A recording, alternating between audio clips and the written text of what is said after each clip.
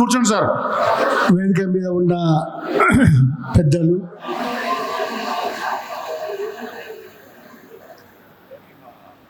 మల్కాజ్గిరి ఎంపీలో ఒక కీలకమైన పాత్ర వహించిన ఈటెల రాజేందర్ గారు,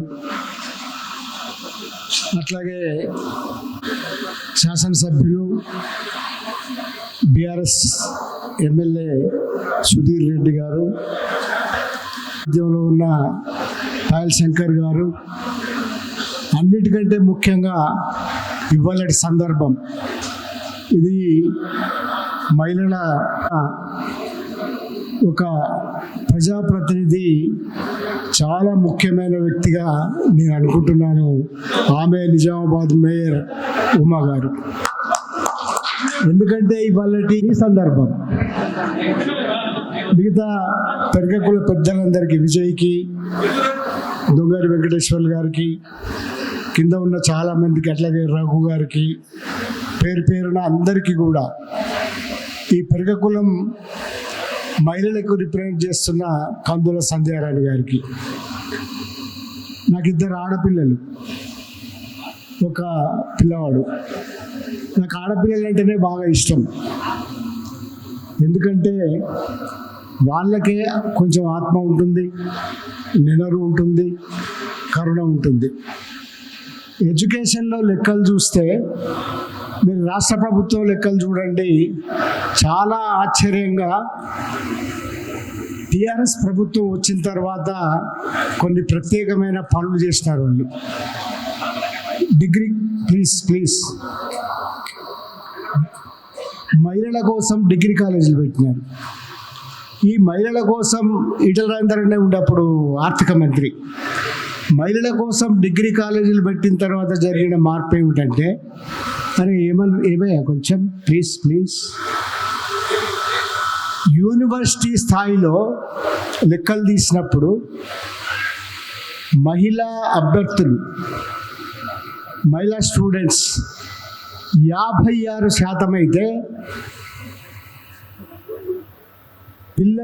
మేల్ పిల్లలు విద్యార్థులు 46%.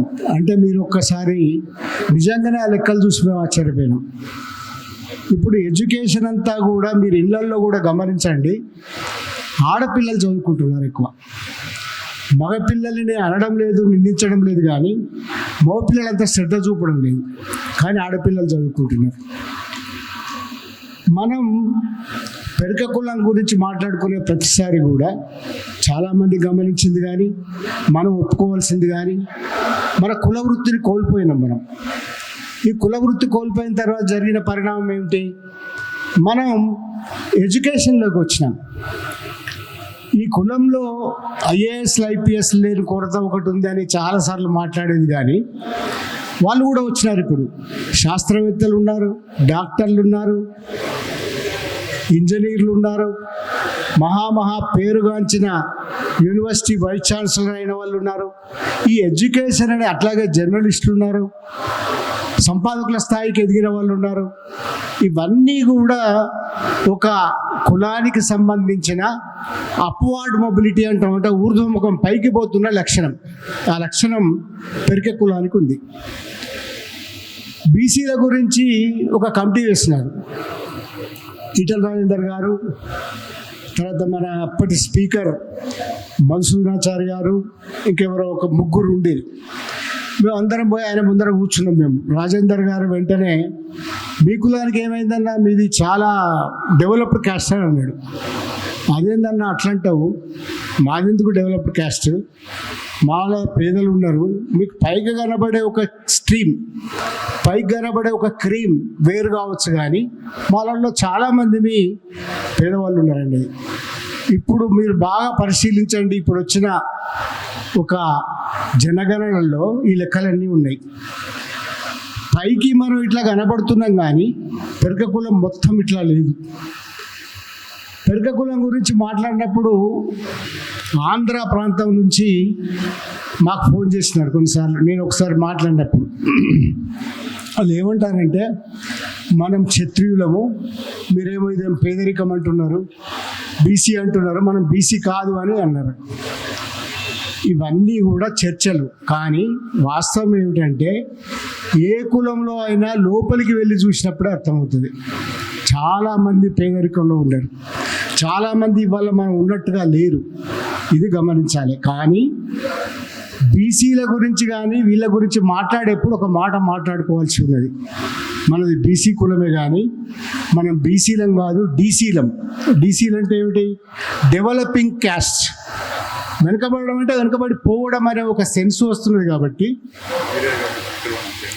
ముత్తిరెడ్డి వీరయ్య గారిని వేదిక మీదకి ఆహ్వానిస్తున్నాం. వచ్చిందా? రండి ప్లీజ్. అభివృద్ధి చెందడానికి ప్రయత్నిస్తున్న కులం. దీంట్లో అన్ని బీసీ కులాల కంటే పెరక కులంలో పట్టుదల చాలా ఎక్కువ, విద్య కోసం పట్టుదల చాలా ఎక్కువ. తర్వాత ఎంత కాదండా వీళ్ళందరి ముందర చెప్తున్న పెరక కులంలో ఉండే ఒక పౌరుషం చాలా ఎక్కువ. పౌరుషంగా ఉంటారు మనుషులు, పట్టించుకుంటారు.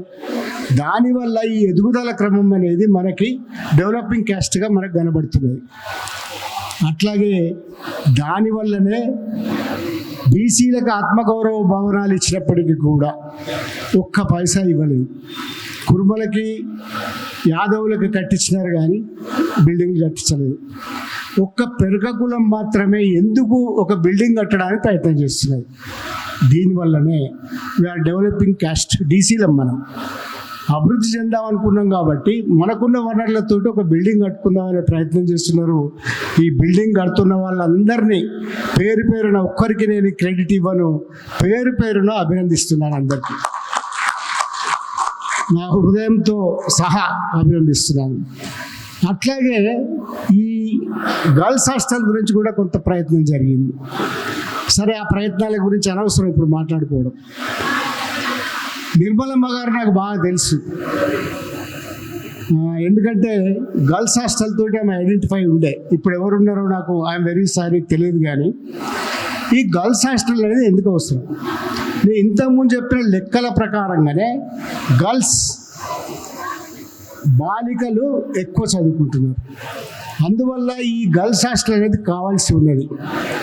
ఈటల రాజేందర్ గారికి కూడా తెలుస్తుంది, మన ఖైరతాబాద్లో పెరక కులం అనే దానికి ఒక గుర్తింపు వచ్చిన అడ్డా ఏదంటే ఖైరతాబాద్ హాస్టల్. మంచి చౌరస్తాలో ఉండడం వల్ల పెరక కులం అనేది తెలిసింది, అదర్వైజ్ పెరక కులం తెలిసేది కాదు. అట్లాగే ఆ హాస్టల్ ఉన్నప్పటికీ కూడా ఇప్పటి వరకు శాశ్వతమైన ఒక భవనంతో బాలికల హాస్టల్ లేదు. ఈ గర్ల్స్ హాస్టల్ కోసం ప్రయత్నం చేసి ఒక భూమి కొని ఇక్కడ ఇవాళ ఈ శుభ సందర్భంలో భూమి కొని దాన్ని ఆవిష్కరించుకున్న మీ అందరికీ, హాస్టల్ కార్యవర్గానికి, దీనికి నాయకత్వం వస్తున్న విజయ్ కుమార్కి, మద్దాలింగన లాంటి వారికి, మీ అందరికీ కూడా మళ్ళొక్కసారి పేరు పేరున అభినందనలు తెలియజేస్తున్నాను. రాజేందర్ అన్న, మా కులం గురించి మీకు తెలుసు, మేము అభివృద్ధి చెందిన కులం కాదు, కానీ అభివృద్ధి చెందుతున్న కులం.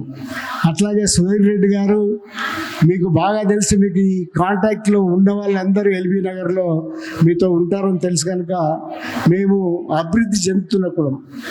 అట్లాగే శంకర్ గారు, సరే ఆయనకు ఎట్లాగో తెలుసు, ఆయన ఆదిలాబాద్ పెరిగే వాళ్ళు ఎట్లుంటారో తెలుసు ఆయనకి. ఉమ్మగారికి కూడా తెలుసు. ఒక రాజకీయ ప్రాతినిధ్యంలో ఉన్నవాళ్ళు మా కులం గురించి ఏ అవకాశం వచ్చినా మమ్మల్ని బీసీలుగా గుర్తించండి, అట్లాగే డీసీలుగా గుర్తించండి, డెవలపింగ్ క్యాస్ట్ మమ్మల్ని ఎంకరేజ్ చేయండి, ప్రోత్సహించండి అని కోరుకుంటూ సెలవు తీసుకుంటున్నాను. Thank you very much.